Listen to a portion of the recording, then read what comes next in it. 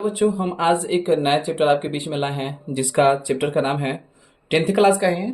और चैप्टर का नाम है जो त्रिकोणमिति का परिचय, जो 8वां चैप्टर है। और बहुत बेहतरीन तरीके से एग्जाम में इतना क्वेश्चन इसका आता है कि इसका उम्मीद ही नहीं लगा सकता है ज़्यादा। अगर इसका अच्छे से, अगर एक बार अच्छे से प्रिपरेशन रिवीजन हो जाए तो समझिए बहुत बेहतरीन, मतलब कि क्वेश्चन इसे बहुत ज़्यादा से ज़्यादा क्वेश्चन आता है। और एक भी क्वेश्चन नहीं छूटेगा। 5 मार्क्स में भी आता है, 2 मार्क्स में भी आता है, ऑब्जेक्टिव में भी आता है।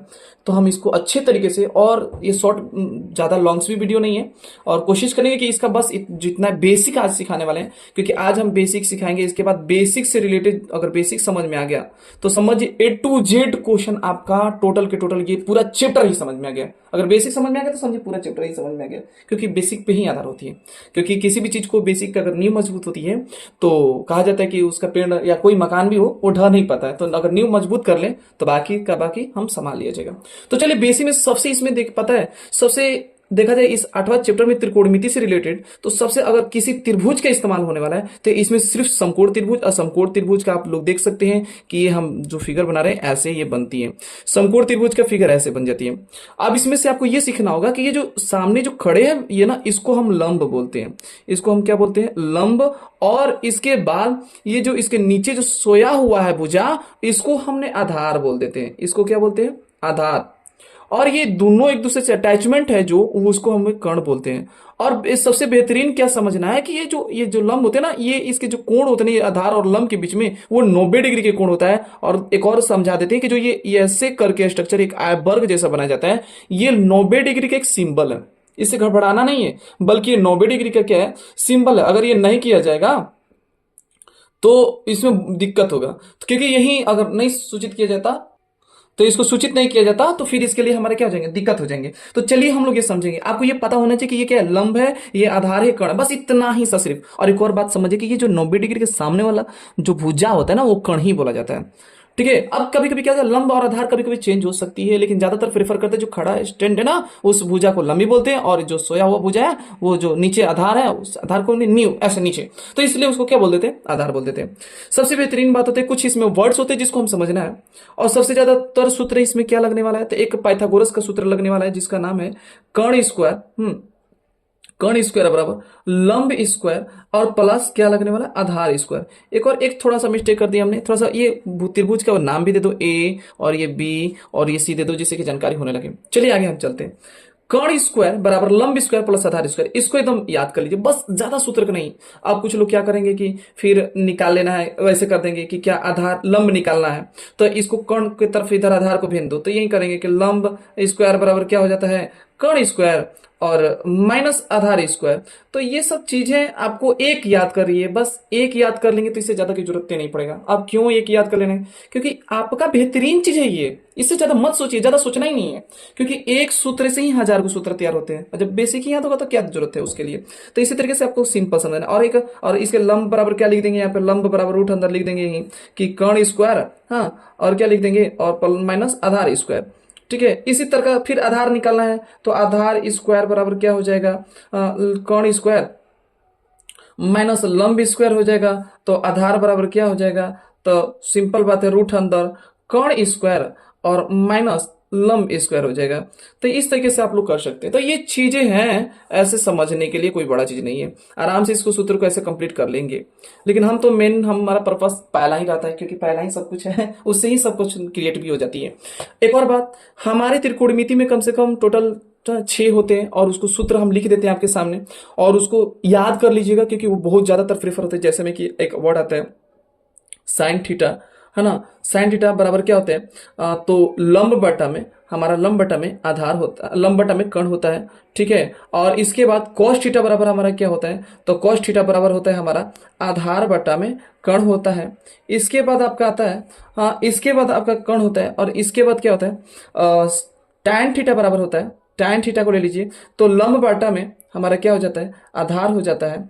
और उसी के जस्ट साइन का उल्टा चल जाइए, तो साइन का उल्टा आपका आ जाता है कौशिक, कौशिक थीटा। कौशिक थीटा बराबर क्या हो जाएगा? कर्ण बाटा में आपका लंब हो जाएगा। और इसी के साथ एक और देख लीजिएगा कि सेक, कौशिक, कौस का उल्टा सेक हो जाता है। सेक का, सेक थीटा बराबर क्या हो जाएगा? कर्ण बाटा में आधार हो जाता है। और इसके साथ tan थीटा का उल्टा जो हो जाता है वो cot थीटा हो जाता है। cot थीटा बराबर हमारा क्या हो जाता है, तो cot थीटा बराबर हो जाता है आधार बटा में, हाँ क्या हो जाता है, लंब हो जाता है। जस्ट इसका उल्टा विपरीत होते हैं। एक ये बस आपको 1 2 3 याद करना होगा, बस इतना रिलेशन जाने कि साइन थीटा का उल्टा cos सेक होता है और cos थीटा का उल्टा सेक होता है और tan थीटा का उल्टा cot होता है। बस इतना ही आपको सोचना है, इससे ज्यादा नहीं सोचना है। बाकी ये तीनों याद कर लेंगे तो ये तीनों आपको याद हो जाएगा। अब आगे समझते हैं फिर अब इसका इस्तेमाल इससे से रिलेशन क्या है, तो चलिए इससे रिलेशन हम आपको एक देखते हैं, डेमो में दिखलाते हैं। सपोज दैट आपके बीच में एक क्वेश्चन रख दिया, क्या रख दिया क्वेश्चन में, कि क्वेश्चन में ये रख दिया कि मान लो ये त्रिभुज दिया है, ओके ठीक है, और त्रिभुज में आपको पता होना चाहिए क्या दिया है। सपोज दैट कि मान लीजिए कि ये हमारा 13 दे दिया, ये हमारा 12 दे दिया और ये हमारा 5 दे दिया। कुछ लोग ये सोचेंगे कि सर इसका सेमी कर लीजिए पहले, और इसके बाद सेमी कहेंगे कि सर 12 तो लंबा होना चाहिए बड़ा सा और 5 छोटा। उसे मन आपको समझना है, क्वेश्चन पे समझना है, ज्यादा उतना नहीं सोचना है। तो इस तरीके से हमको क्वेश्चन दे दिया और इसके बाद आप क्या थिंकिंग करेंगे, बोलेगा कि अब जितने भी त्रिकोणमिति है sine theta, cos theta, tan theta, cosec theta, sec theta, cot theta, इस सब का मान निकालिए, जितने भी टोटल त्रिकोणमिति कुल है ना, जितने भी हुए तो देखते हैं क्या आता है। तो देखिए मिलाइए, आप खुद से समझ लीजिए ना, समझ लेना है कि क्या अब हम साइन थीटा का मान रख देते हैं। सपोज दैट साइन थीटा का मान निकालना है, तो साइन थीटा का मान हमारा क्या होगा कि साइन थीटा बराबर क्या है, लंब बटा कर्ण, लंब बटा कर्ण है। तो लंब का क्या मान है, लंब का मान आपका 12 है, ये आपका लंब हो गया, ये फिक्स है लंब हो गया, ये आपका आधार हो गया और ये क्या हो गया, कर्ण हो गया। तो इस तरीके से आपको पता है लंब कितना हो गया 12 और कर्ण कितना हो गया 13।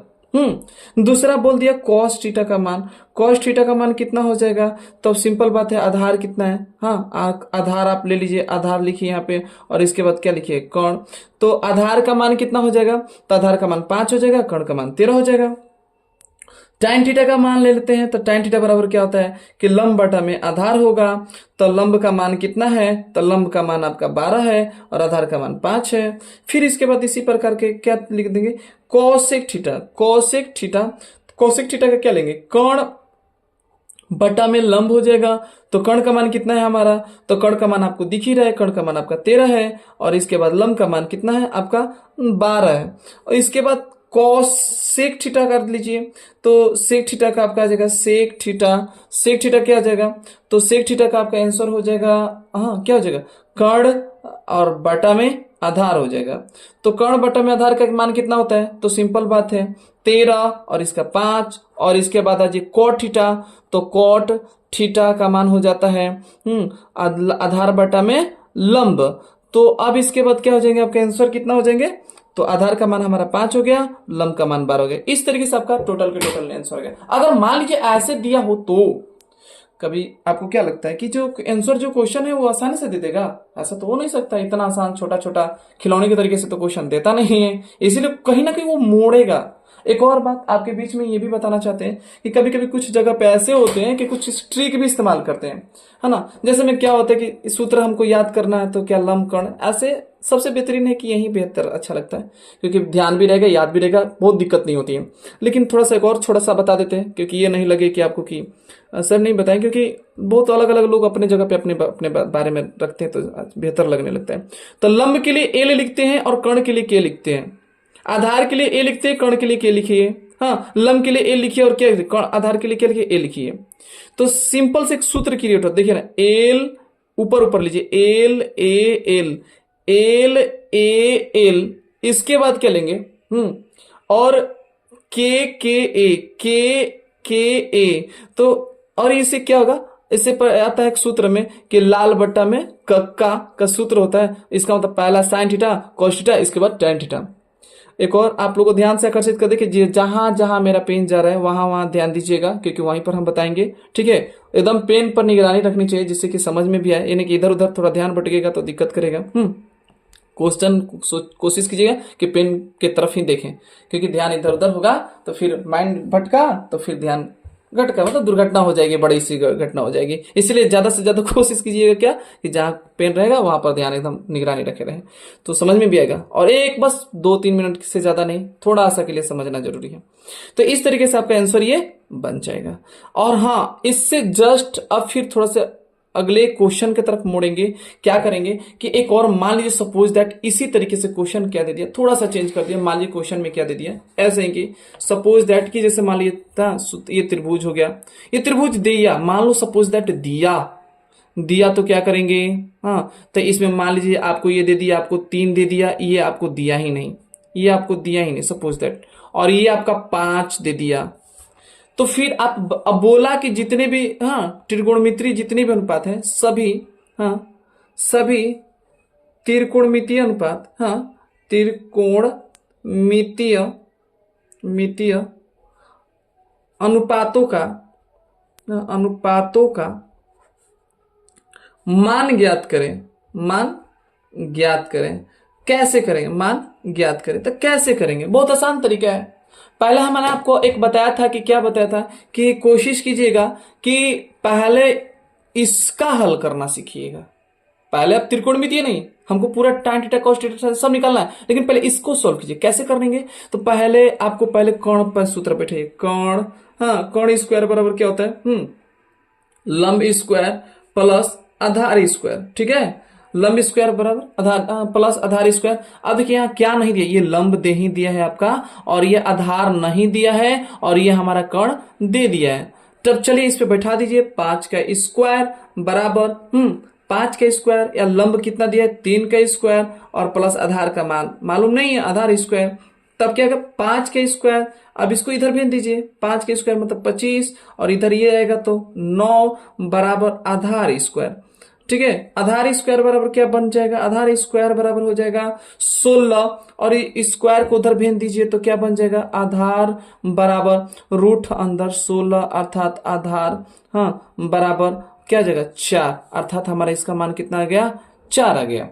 चलिए अब क्या करना है आपको, यहां पर अब कुछ लोग सोचेंगे कि सर रूट अंदर से निकला था प्लस माइनस, तो यहां प्लस माइनस मत दर्शाइएगा, यहां गलती हो जाएगा। प्लस माइनस जहां दर्शाने लगेंगे तो यहां मान गलती हो जाएगी, इसलिए अतः आप लोग प्लस माइनस नत इस्तेमाल कीजिएगा। इसमें जिस जगह पे होगा वो एक्स का मान वेरिएशन करता है वहां किया जाता है, यहाँ नहीं।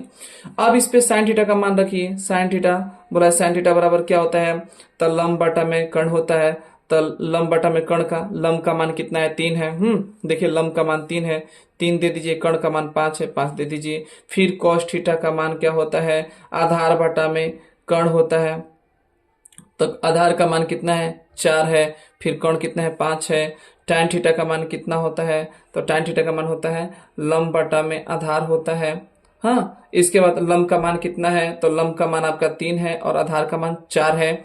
फिर इसके बाद आप ये कोसेक थीटा, कोसेक थीटा बराबर क्या होता है, तो कर्ण बटा में लंब होता है, कर्ण का मान 5 है और लंब का मान 3 है। फिर इसके बाद आप आगे चलिए, सेक थीटा, सेक थीटा का मान कितना होता है, तो सेक थीटा का आपका पता है कि कर्ण, हाँ बाटा में आधार होता है। तो अब क्या करना है कि कर्ण का मान, कर्ण क्या है, तो कर्ण का मान आपको 5 हो गया और आधार का मान कितना हो गया 4 हो गया।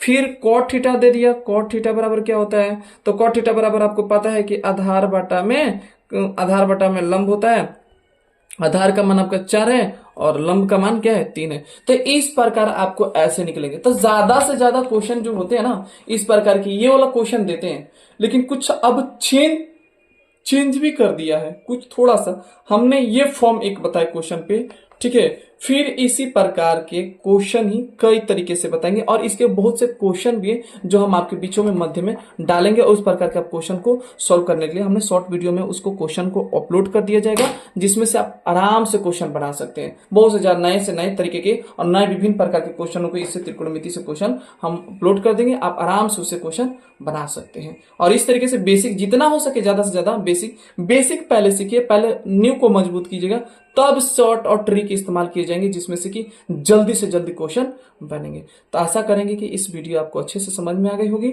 और हम अगले नेक्स्ट टॉपिक पे नेक्स्ट वीडियो पे मिलेंगे नेक्स्ट वीडियो में। Okay, thank you for watching videos.